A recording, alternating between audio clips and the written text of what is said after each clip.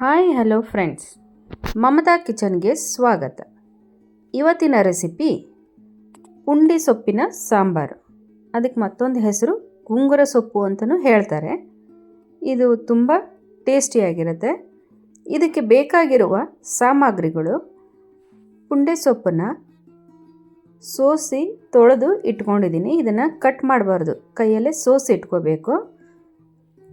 ಮತ್ತು ಅದಕ್ಕೆ ಎಣ್ಣೆ ಮತ್ತು ಬೆಳ್ಳುಳ್ಳಿ, ಜೀರಿಗೆ ಎರಡೂ ಇಟ್ಕೊಂಡಿದ್ದೀನಿ. ಬೆಳ್ಳುಳ್ಳಿ ಸಿಪ್ಪೆ ಬಿಡಿಸಿ ಕುಟ್ಟಿಟ್ಕೊಂಡಿದ್ದೀನಿ. ಅರಿಶಿನ, ಉಪ್ಪು, ಸಾಸಿವೆ, ಜೀರಿಗೆ, 1 ಬಟ್ಲು ತೊಗರಿಬೇಳೆ ತೊಗೊಂಡಿದ್ದೀನಿ. ಕರಿಬೇವು ಸೊಪ್ಪು ಮತ್ತು ಬೆಳ್ಳುಳ್ಳಿ ಇಟ್ಕೊಂಡಿದ್ದೀನಿ. ಈಗ ಸ್ಟವ್ ಆನ್ ಮಾಡಿ ಒಂದು ಕುಕ್ಕರ್ ಇಟ್ಕೊಂಡಿದ್ದೀನಿ. ಅದಕ್ಕೆ ಮೊದಲಿಗೆ 1 ಚೊಂಬಿನಷ್ಟು ನೀರು ಹಾಕೋತಾ ಇದ್ದೀನಿ. ಮತ್ತು ಅದಕ್ಕೆ ಬೇಳೆನ ತೊಳೆದು ಬಿಟ್ಟು ಅದಕ್ಕೆ ಹಾಕ್ಕೊಳ್ತಾ ಇದ್ದೀನಿ. 1 ಬಟ್ಲ ಬೇಳೆ ತೊಗೊಂಡಿದ್ದೀನಲ್ಲ, ತೊಗರಿ ಬೇಳೆನ ಅದು ಚೆನ್ನಾಗಿ ತೊಳೆದುಬಿಟ್ಟು ಈ ಕುಕ್ಕರ್ಗೆ ನೀರಿನ ಜೊತೆಗೆ ಸೇರಿಸ್ಕೋತಾ ಇದ್ದೀನಿ. ಕ್ಲೀನಾಗಿ ಹಾಕ್ಕೋಬೇಕು. ಈ ಥರ ಪೂರ ಬೇಳೆನ ಹಾಕ್ಕೊಂಡಿದ್ದೀನಿ. ಇದಕ್ಕೆ ನೋಡಿ, ಇದಕ್ಕೀಗ ಸೊಪ್ಪನ್ನು ಸೋಸಿಟ್ಕೊಂಡಿರ್ತೀವಲ್ಲ ತೊಳೆದು, ಅದನ್ನು ಸೇರಿಸ್ಕೋತಾ ಇದ್ದೀನಿ.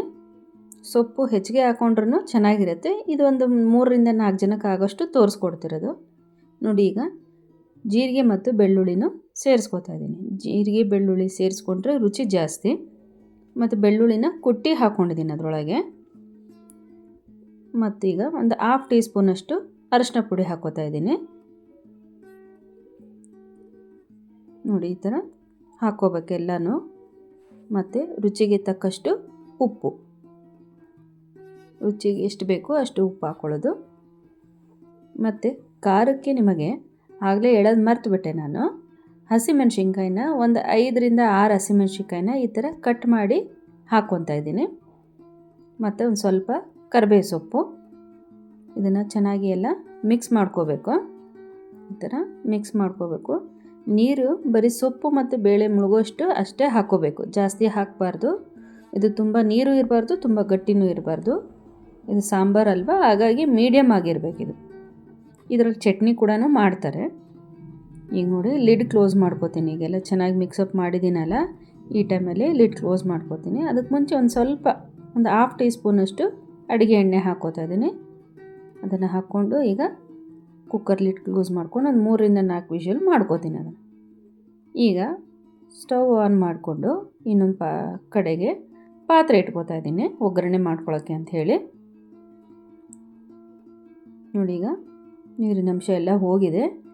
ಈ ಟೈಮ್ನಲ್ಲಿ ಒಂದು 2 ಟೇಬಲ್ ಸ್ಪೂನಷ್ಟು ಅಡುಗೆ ಎಣ್ಣೆ ಬಳಸ್ತಾ ಇದ್ದೀನಿ. ಅಂದರೆ ಕುಸುಬಿ ಎಣ್ಣೆ ಇದು. ಎಣ್ಣೆ ಹಾಕೋದ್ರಿಂದ ಅಡುಗೆ ರುಚಿ ಇರುತ್ತೆ, ಯಾವುದೇ ರೀತಿ ರಿಫೈನ್ಡ್ ಆಯಿಲ್ ಅಲ್ಲ ಇದು. ಈಗ ನೋಡಿ, ಎಣ್ಣೆ ಕಾದಿದೆ. ಇದಕ್ಕೆ ಸ್ವಲ್ಪ ಸಾಸಿವೆ ಮತ್ತು ಜೀರಿಗೆ ಎರಡೂ ಹಾಕೋತೀನಿ. ಅದು ಚಟಪಟ ಅಂದ ಕೂಡಲೇ ಬೆಳ್ಳುಳ್ಳಿನೂ ಹಾಕ್ಕೊಳ್ತಾ ಇದ್ದೀನಿ. ಈ ಥರ ಬೆಳ್ಳುಳ್ಳಿ ಹಾಕ್ಕೋಬೇಕು. ಅದ್ರ ಜೊತೆಗೇನೆ ಇವಾಗ ಒಣಗಿದ ಮೆಣಸಿನ್ಕಾಯಿನೂ ಹಾಕೋತೀನಿ. ಸ್ವಲ್ಪ ಬೆಳ್ಳುಳ್ಳಿ ಬೆಂದ ಮೇಲೆ ಇವಾಗ ಒಣಗಿದ ಮೆಣಸಿನ್ಕಾಯಿನೂ ಸೇರಿಸ್ಕೋತೀನಿ. ನೋಡಿ, ಅದ್ರ ಜೊತೆಗೇನೆ ಕರಿಬೇವು ಸೊಪ್ಪನ್ನು ಹಾಕೋತೀನಿ. ಈ ಥರ ಚೆನ್ನಾಗಿ ಬೆಳ್ಳುಳ್ಳಿ ಮತ್ತು ಒಣಗಿದ ಮೆಣಸಿನ್ಕಾಯಿ ಚೆನ್ನಾಗಿ ಫ್ರೈ ಆಗಬೇಕು.